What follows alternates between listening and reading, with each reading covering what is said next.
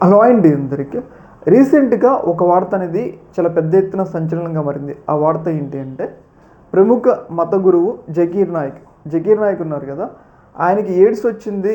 ఆయనతో పాటు ఆయన భార్యకి, ఆయన కూతురికి కూడా ఎయిడ్స్ వచ్చిందనే వార్త దేశవ్యాప్తంగా అలాగే సోషల్ మీడియా వ్యాప్తంగా చాలా పెద్ద స్థాయి ట్రెండింగ్‌గా మారిందనమాట. ఎందుకంటే ఆయన ఒక ప్రముఖ మత గురువు.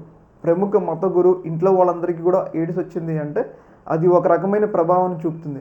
అందుకోసం అని చెప్పేసి ఈ న్యూస్ అనేది చాలా పెద్ద స్థాయి సంచలనంగా మారింది. అయితే ఈ విషయం మీద ఆయన స్పందించారు. ఆయన ప్రస్తుతం ఎక్కడ ఉంటున్నారంటే మలేషియాలో ఉంటున్నారు.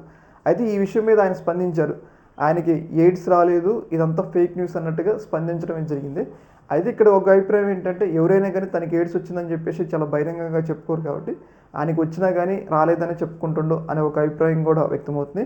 ఇంకోటి ఏంటంటే, ఆయనకి ఎవరైనా వ్యతిరేకంగా ఉన్న వాళ్ళు ఈ న్యూస్ని చాలా పెద్ద ఎత్తున సోషల్ మీడియాలో ప్రచారం చేస్తున్నారన్న ఒక చర్చ కూడా నడుస్తుంది. ఏదేమైనా కానీ సోషల్ మీడియా మాత్రం ఈయన ఒక ప్రముఖ మత గురువు కాబట్టి ఈయనకి ఎయిడ్స్ వచ్చిందనేసరికి ఇలా ఏమంటారు, ఈ పొద్దున్న లేస్తే నీతులు చెప్పేటోళ్ళు ఇలాంటి కార్యక్రమాల్లో పాల్గొంటారనే ఒక అభిప్రాయం చాలా పెద్ద ఎత్తున సోషల్ మీడియాలో వ్యక్తమవుతుంది.